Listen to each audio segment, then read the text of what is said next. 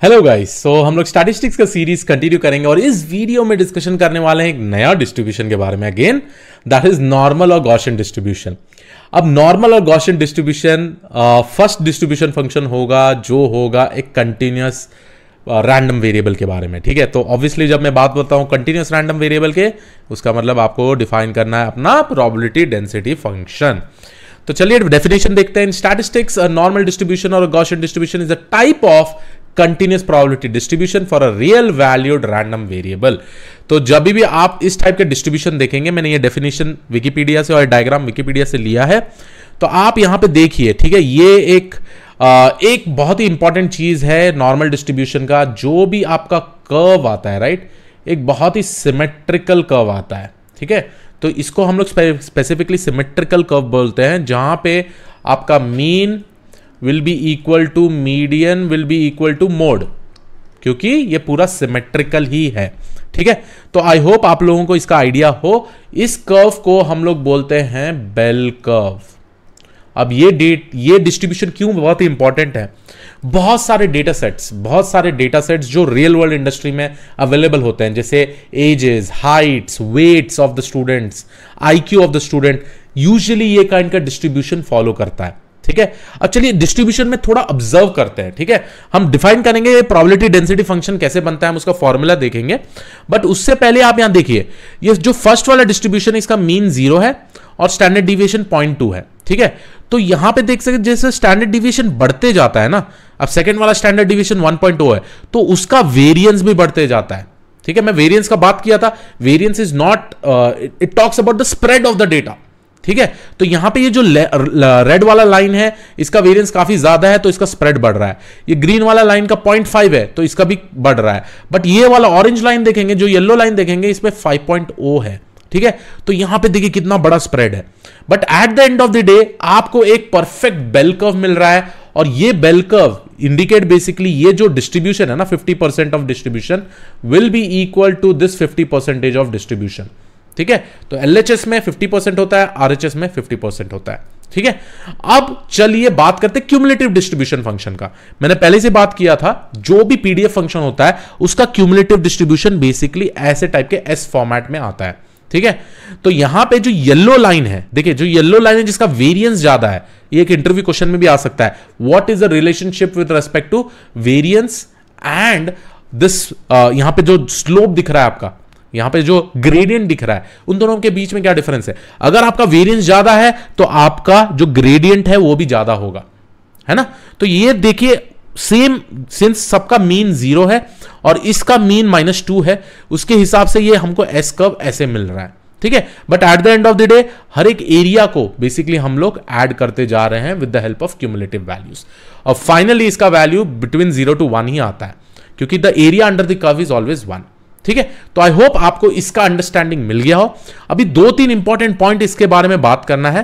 पहली बात तो हम लोग नोटेशन का बात करेंगे। मैं यहां पे एक और फिगर लिया हूं, इसको हम अभी थोड़ी देर में पढ़ते हैं, इसको ये फिगर क्या बोल रहा है। ठीक है, अभी पहला हम लोग डिस्कशन करते हैं एक बहुत ही इंपॉर्टेंट पॉइंट का, और जो है उसको हम लोग नोटेशन टाइम बोलते हैं, कि नॉर्मल डिस्ट्रीब्यूशन को नोटेशन कैसे बताते हैं हम लोग, बेसिकली नोटेशन कैसे यूज होता है।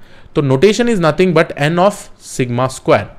ठीक है, तो नोटेशन हम लोग नॉर्मल डिस्ट्रीब्यूशन का ऐसा लेते हैं। इसमें पैरामीटर्स क्या क्या आएगा, तो आप ये डायग्राम देख के देख सकते हैं कि पैरामीटर सबसे 2 इंपॉर्टेंट चीज है। एक है mean value which belongs to a real number which is nothing but this is mean, okay, और उसके बाद ये आपका वेरिएंस है ना, तो इसको this will also belong to a real number, it will be greater than 0, और ये वाला हमारा वेरिएंस हो गया।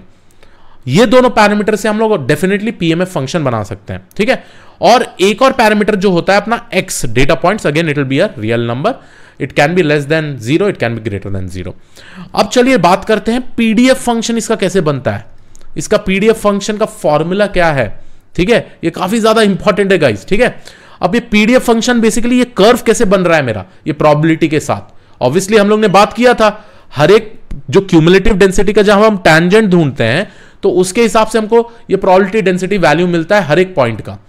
बट प्रोबेबिलिटी डेंसिटी फंक्शन अगर आप टैंजेंट के पॉइंट ऑफ व्यू से नहीं जाना चाहते, एक स्पेसिफिक फॉर्मूला के पॉइंट ऑफ व्यू से जाना चाहते हैं, तो इसका फॉर्मूला कुछ ऐसा है, 1/σ root of 2 pi e to the power of minus 1/2 x minus mu divided by sigma that is standard division whole square. जब आप ये फॉर्मूला अप्लाई करते हैं तो आपको स्पेसिफिकली वो बेल कर्व मिल जाता है with respect to every point x of i. ठीक है, मीन और स्टैंडर्ड डिवीजन तो आप फाइंड आउट कर सकते हैं। ये आपका एक्स ऑफ आई होगा जो आपको हर एक डिफरेंट पॉइंट के हिसाब से कैलकुलेट कर देगा, तो उसके थ्रू आपको मिल जाता है probability density value. Again guys, सिर्फ फॉर्मूला को देख लीजिए, याद भी मत रखिए, क्योंकि ये वाला फॉर्मूला से ही आपका कर्व बनता है। ठीक है, ये रहा सबसे इंपॉर्टेंट चीज विद रिस्पेक्ट टू सीडीएफ। ठीक है, अब बात करते हैं हम लोग मीन के बारे में। मीन ऑफ नॉर्मल डिस्ट्रीब्यूशन कैसे कैलकुलेट होता है? ऑब्वियसली हम लोग ने देखा हुआ है फॉर्मूला, जो एवरेज और मीन होता है वही सेम फॉर्मूला होगा। तो यहां पे जो मीन होगा वो आपका होगा म्यू। ठीक है, और म्यू आपको कैसे कैलकुलेट करने आता है वो तो पता ही है, average, right? This is nothing but the average value. और वेरिएंस और स्टैंडर्ड डिविएशन का बात करें तो आपको पता है वेरिएंस हम लोग डिफाइन करते हैं सिग्मा स्क्वायर से, और स्टैंडर्ड डिविएशन होता है रूट ऑफ वेरिएंस। ठीक है, तो ये स्पेसिफिक फॉर्मूला हम लोग यूज करते हैं for calculating each and everything in this in the form of probability density function. तो ये हो गया नॉर्मल डिस्ट्रीब्यूशन फंक्शन के बारे में। अब बहुत ही इंपॉर्टेंट अजम्पशन लेकर आ सकते हैं हम लोग इस स्पेसिफिक डिस्ट्रीब्यूशन से।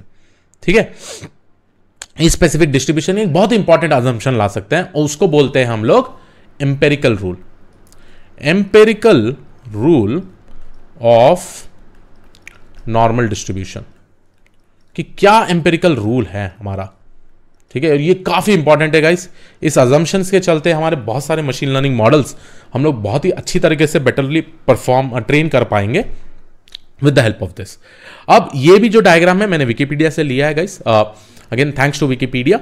सो गाइज, आप लोग जब ये डायग्राम देखते हैं तो एक अजम्पशंस डेफिनेटली निकाल सकते हैं एक नॉर्मल और गॉसियन डिस्ट्रीब्यूशन में। वो अजम्पशन क्या है? प्रॉब्ली आप यहां देख सकते हैं गाइज, ये डायग्राम में जो ये वाला रीजन है ये बेसिकली रीजन है फर्स्ट स्टैंडर्ड डिविएशन का, first standard deviation to the right and first standard deviation to the left. जो नेक्स्ट वाला रीजन होगा वो प्रॉब्ली हम लोग बोलेंगे ये second standard deviation to the right, second standard deviation to the left, और फाइनली जो आपका थर्ड वाला रीजन है वो स्पेसिफिकली ये रीजन है। ठीक है, अब ये रीजन से हम क्या इंफॉर्मेशन निकाल सकते हैं? लेट्स से कि मेरे पास एक रैंडम वेरिएबल है, कुछ भी हो सकता है, और ये स्पेसिफिकली नॉर्मल और गॉसियन डिस्ट्रीब्यूशन फॉलो करता है। तो यहां पे आप एक चीज बोल सकते हैं अकॉर्डिंग टू द गॉसियन और नॉर्मल डिस्ट्रीब्यूशन कि फर्स्ट स्टैंडर्ड डिविएशन में, चलिए मैं फिर से क्लियरली आपको बताता हूं, ये फर्स्ट स्टैंडर्ड डिविएशन में from this particular distribution around 68% of the data will be available. तो एक रूल है जिसको हम लोग बोलते हैं 68, 95 और 99.7% रूल। अब इस रूल के हिसाब से जो फर्स्ट स्टैंडर्ड डिविएशन में उसमें approximately 68% of the distribution present होगा। तो ये वाला जो कलर है मैं यहां पे ऐसे लिख देता हूं कि 68% of the data distribution available होता है। अगर लेट्स से यहां पे 100 रैंडम वेरिएबल्स है हमारे पास, तो इसमें से 100 में से 68 डेटा पॉइंट्स आपको यही रीजन में मिलेंगे। अब सेकंड स्टैंडर्ड डिविएशन जो आपका 95% रूल ये बोलता है कि with in the second standard deviation region around 95% of this particular data will be available. तो यहां पे अगर मैं प्रॉब्ली ये येलो कलर लूं, ये पूरा का पूरा रीजन अगर मैं स्पेसिफिकली बोलूं तो यहां पे होता है 95% ऑफ द डेटा। ठीक है, ये काफी इंपॉर्टेंट अजम्पशन है। और फाइनली जो थर्ड 99.7% ऑफ द रूल बोलता है, जो आपका थर्ड स्टैंडर्ड डिविएशन है, जो स्पेसिफिकली ये रीजन है, पूरा ये रीजन, अगर मैं सारा डेटा कंबाइन कर लूं around 99% of the data will be available in this region. तो ये अजम्पशन को हम लोग बोलते हैं empirical rule of normal distribution, और ये डेफिनेटली प्रूव्ड भी है गाइस कि इतना डेटा डिस्ट्रीब्यूशन इतने इतने स्टैंडर्ड डिविएशन में अवेलेबल होता है। अब प्रोबेबिलिटी के पॉइंट ऑफ व्यू से हम कैसे इसको लिख सकते हैं? ठीक है, प्रोबेबिलिटी के पॉइंट ऑफ व्यू से हम कैसे लिख सकते हैं? तो मैं यहां पे लिखूंगा probability of mu minus sigma is less than or equal to a random variable x will be less than or equal to mu plus sigma will be approximately around 68% of the data। इसका मतलब कोई भी random variable first standard deviation के अंदर रहने के लिए वो बेसिकली उसका प्रोबेबिलिटी होता है 68%। सेकेंड वाला कंडीशन यहां पे मैं लिख देता हूं probability of mu minus two sigma, क्योंकि लेफ्ट रीजन से हम लोग स्टार्ट करेंगे, mu minus 2 sigma is less than or equal to a random variable x is less than or equal to mu plus 2 sigma will be approximately equal to 95%. उसके बाद probability of mu minus 3 sigma is less than or equal to a random variable x is less than or equal to mu plus 3 sigma is approximately equal to 99.7% of the data. तो मतलब कोई भी random variable को third standard deviation के reason में इसका probability होता है 99.7%. तो ये स्पेसिफिकली एम्पिरिकल रूल डिफाइन करता है with respect to the distribution. अब लेट्स से कुछ एग्जांपल देखते हैं कौन कौन सा डेटा सेट प्रोबेबली फॉलो करता है नॉर्मल डिस्ट्रीब्यूशन. पहला डेटा सेट मैं प्रोबेबली बोलूंगा weights of the people, weight of the student in a class. ठीक है, स्टूडेंट इन द क्लास, ये स्पेसिफिकली नॉर्मल डिस्ट्रीब्यूशन फॉलो करता है. मैं नहीं बोल रहा हूं, कोई डोमेन एक्सपर्टीज बोलता है इस चीज. क्यों?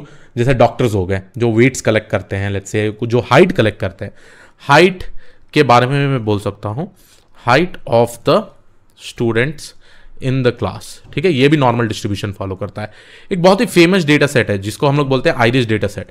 प्रॉब्ली हम लोग आगे देखेंगे कोई एग्जाम्पल में. आयरिश डेटा सेट में थोड़े फीचर्स है जिसको हम लोग बोलते हैं सेपल लेंथ और सेपल विड्थ. हम प्रॉब्ली देखेंगे सेपल विड्थ भी नॉर्मल डिस्ट्रीब्यूशन फॉलो करता है.